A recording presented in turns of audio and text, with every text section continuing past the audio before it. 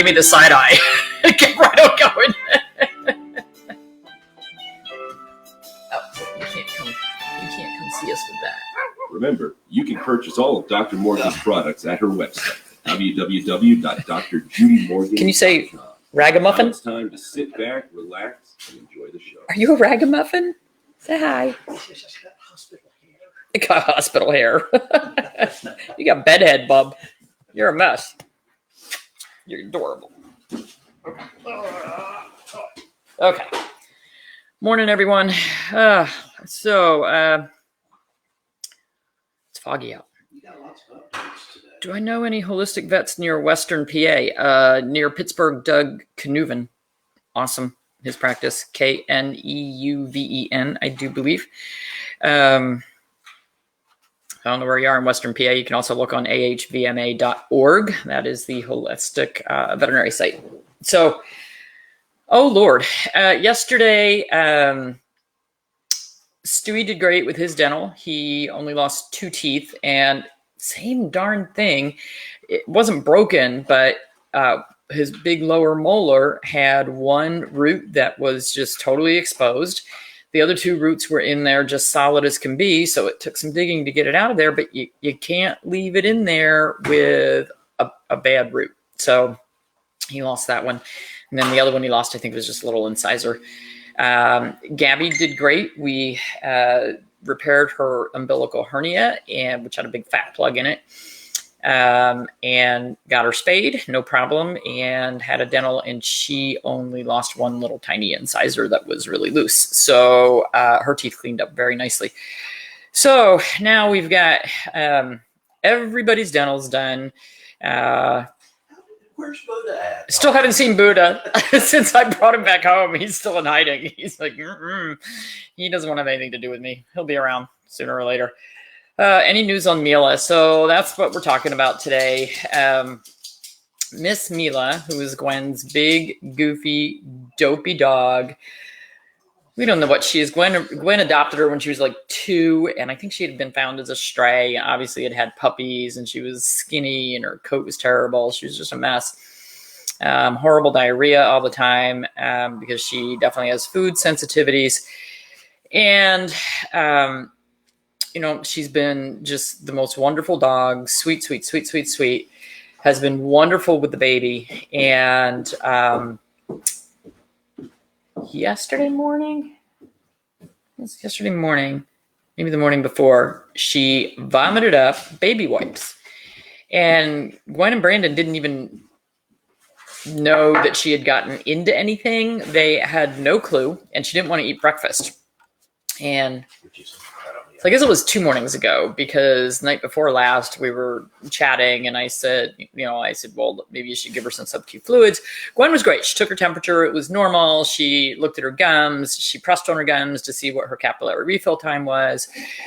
Checked her by tenting of her skin to see if she was dehydrated. She palpated her abdomen, which was non-painful.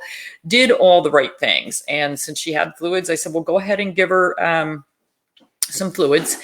And, let's see how she does overnight. And Gwen even did a rectal on her, and she had no stool in her rectum, which is a little concerning of, are things passing through? And they really didn't even know when she had gotten into the wipes. So we didn't know how long standing the problem was.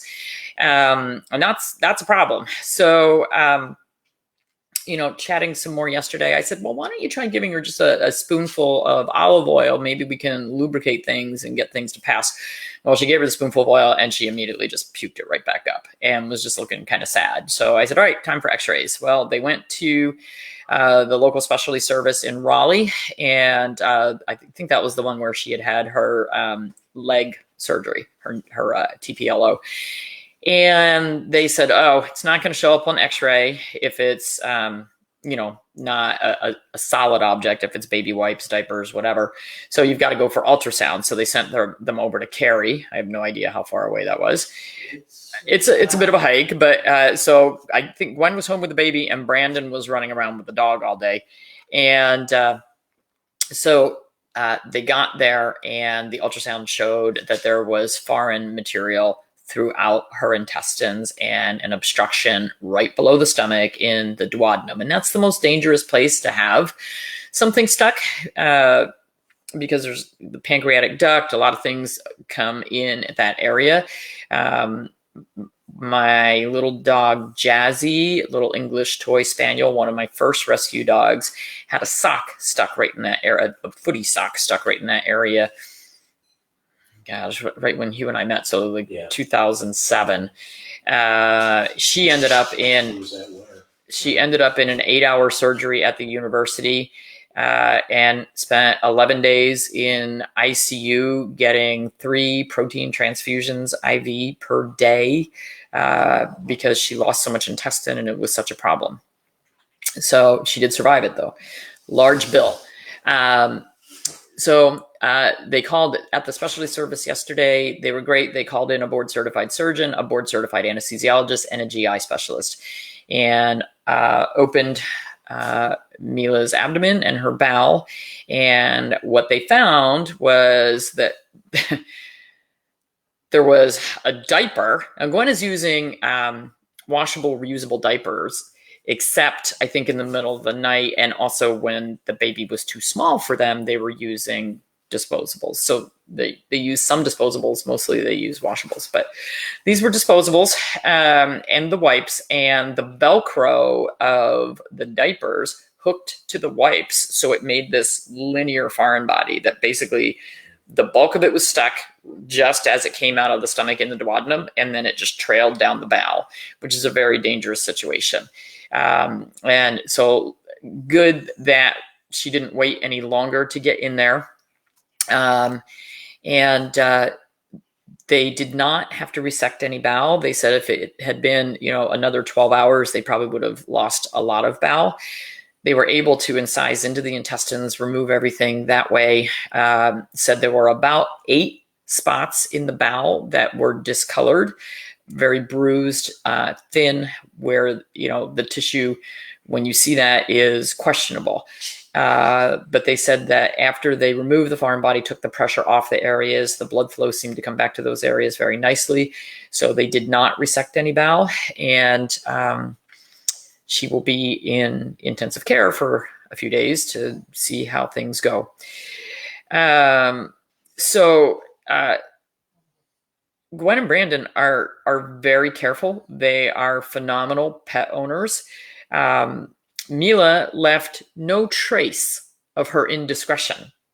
It wasn't like things were shredded or things were chewed up. They had no clue that she had gotten into something until she stopped eating and started vomiting and threw up a wipe. And then they kind of went, okay, where did that come from? So apparently, because I said to her, don't you have a latch on your diaper pail? And she said, yeah, we do. The problem is the diaper pail is out in the family room next to the changing table. And at night, in the middle of the night, if they change the baby and clean her up, they do it in their bedroom and they put everything in a bag to be thrown away in the morning. And Mila, in the middle of the night, got into that and left no trace. So they weren't even aware. Well, Jazzy didn't leave any trace for you, did she? Jazzy left no trace for me when she ate that sock. And Jazzy was 10 years old at the time, had never eaten anything in her entire life. It was so out of character. And when I took her to Penn, I said, there's no way this dog has a foreign body. No way. We really thought she had pancreatitis. And it took 3 ultrasounds. And finally, the internal med people said, we're not sure, but we think we better open up this dog.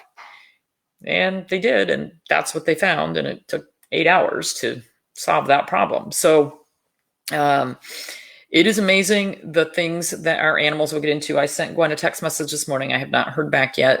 Probably she hasn't heard anything from the specialty center.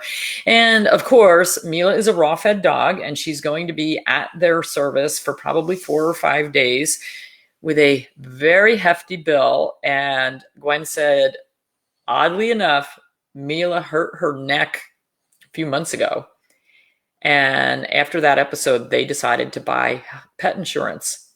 And so Gwen said yesterday, best thing that ever happened to us, we bought pet insurance, and now we need this $5,000 to $9,000 surgery, and we have insurance. So I'm actually thinking of getting insurance for a couple of our younger kids.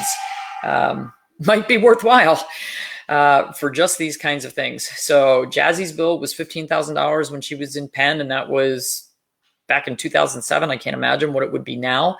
I did not have insurance, and it took me over a year to pay that off. And that was with a nice discount. And that was with my veterinary discount, a significant discount. So, yeah. So for those of you who have animals who might get into things, you might want to think about it. And so, this dog is very special to Gwen. It was her first, well, not her firstborn, because Delilah was her firstborn. The first one.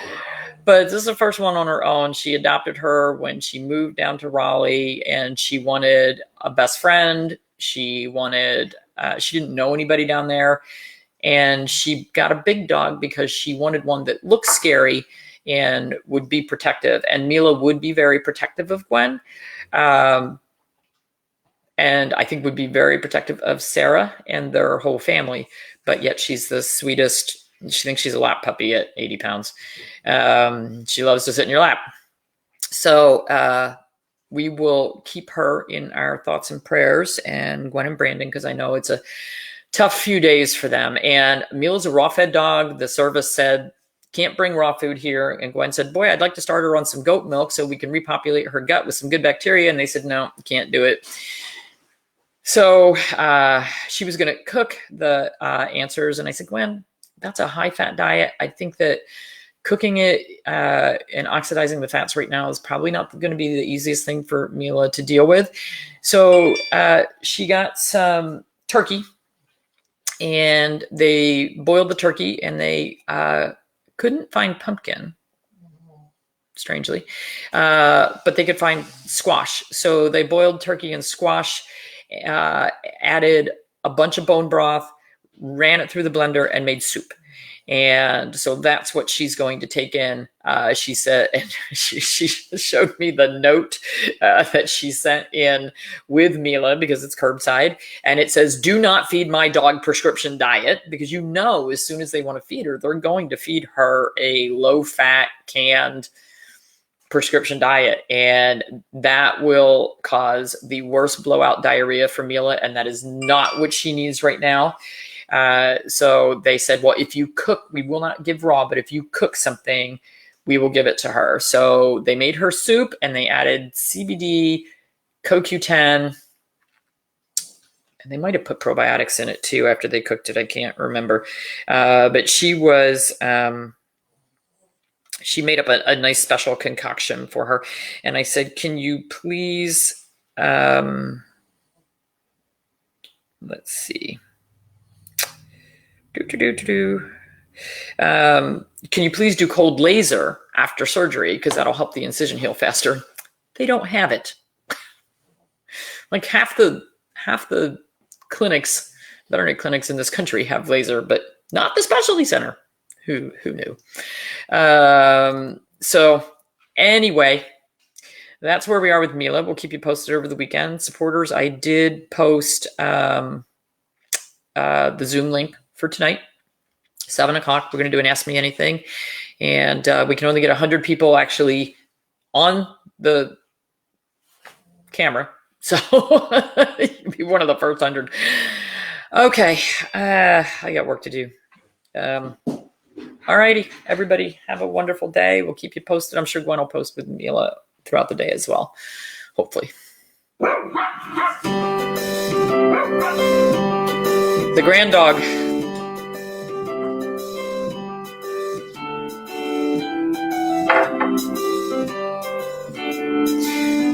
Yeah, the biggest problem with getting canned pumpkin right now is there's a can shortage. That's why canned goods aisles are empty. There's a can shortage. You need alternative packaging.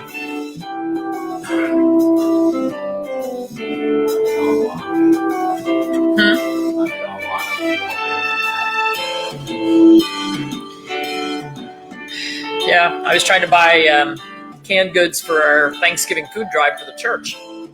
Canned goods can be very difficult to find right now.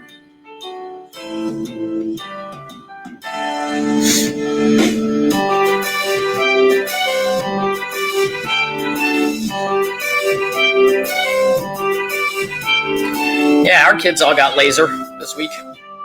Mouths, bellies.